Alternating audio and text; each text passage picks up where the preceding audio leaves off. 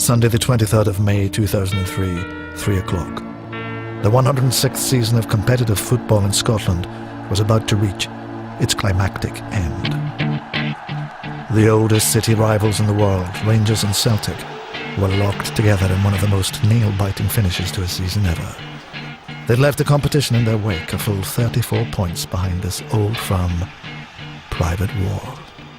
Normally, if there's a last day of a domestic season, Rangers and Celtic are neck and neck, it's going to come down to a shootout. The papers would have been full of it for day after day after day after day, but because of the UEFA Cup final, this incredible league finale was just suddenly landed upon us. The assumption was that both sides would win. Who was going to score the most goals? We had the advantage that we played home against Dunfermline. You know, get the crowd behind you, 50,000 people, they're up for it. And we knew Celtic, they had to play Kilmarnock, Rugby Park, difficult game, an away game. And it was all down to goal difference. The Celtic fans again come down to Kilmarnock. They overtake the stadium. But you know Rangers at home at Dunfermline, you know 9 times out of 10 Rangers are going to beat them. I remember I was at Rugby Park that day, and part of me's thinking, I don't know if they'll be able to lift themselves here. You didn't have time to be disappointed. You know, you'd a responsibility and a duty to do. When you with a championship to win, and you know, one thing we didn't want was Rangers winning that. We knew that 2 goals or 3 goals that would not be enough. Ice in the head, fire in the belly. We knew you had to go out there fully focused, fully driven to get the result. We knew if we won that championship, it would have been 50, and it was a record. The atmosphere was unbelievable. We're going to try and win the game first and foremost, and if we can score some extra goals, then it's a bonus because we might have to. It was a fantastic fight right to the very end. It was just the most incredible day, single day I think, that the Scottish League had seen for generations. You could feel the tension not only in the park but also on the stand, and people listening to radios. We had a fantastic start because we scored already after a few minutes the 1-0. He got the shot away! He got the shot in! 2.5 minutes gone! You can imagine the crowd to become absolutely crazy. That is a really big help. And the atmosphere was fantastic. The Marnock fans let us know because every time Rangers had scored they were cheering. And then all of a sudden it became very quiet because unexpected Dunfermline scored the equaliser, and it was a fantastic goal. And Dunfermline are level! And all of a sudden we looked to each other and think, ooh, what's happening here? Because that was not the scenario we had in our mind. They were to just keep driving the players on, never mind, just keep driving on and look for goals. Basically you had 2 eyes on the pitch at Rugby Park and an ear to the radio, and the commentary coming in from Ibrox. We scored 2-1, and of course we knew what was happening at Rugby Park. From then on, it was just Celtic were ahead, Rangers were ahead, Celtic were ahead, Rangers were ahead, and you just couldn't call it at any stage. Not a bad ball in ever! Not a bad ball for Alvarado to score Rangers third. Thompson plays it in. Oh, what a mess going on in there, and that's it! McLeish said as well in the dressing room, 45 minutes, go out, try to score as many goals as possible, try to be patient as well, try to keep the ball in the team and put pressure on their defence, and eventually you will score goals. I said to them, it only takes a second to score a goal, you've got to keep driving forward. Sometimes the crowd became very quiet, and then we knew actually that the league was actually going to Celtic. Alan Thompson remains calm, steps up, left-footed, brilliantly scored!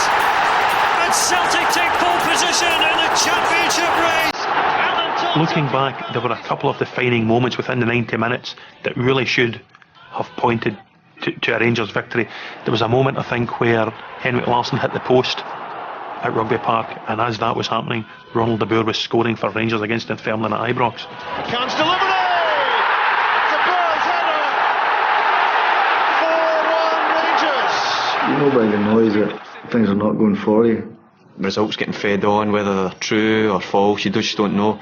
So it's important to stay really calm, really focused. McCann turns away from Mason, gets to the byline, and Stephen Thompson scores Rangers' 100th league goal of the season.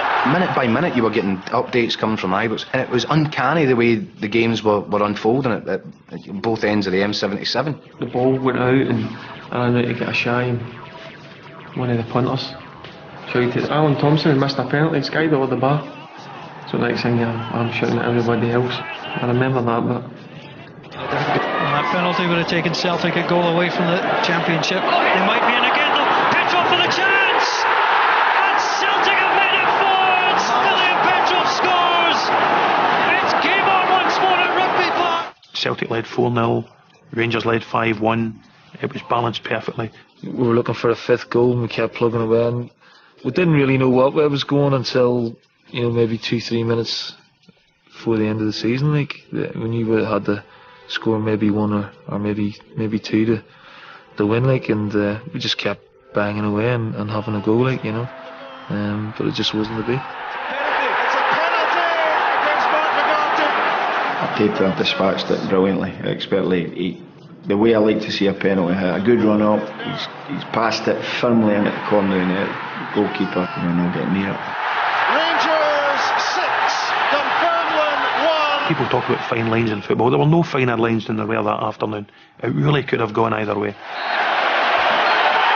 At the final whistle, it was a weird sort of silence, considering how many people were crammed into that ground that day.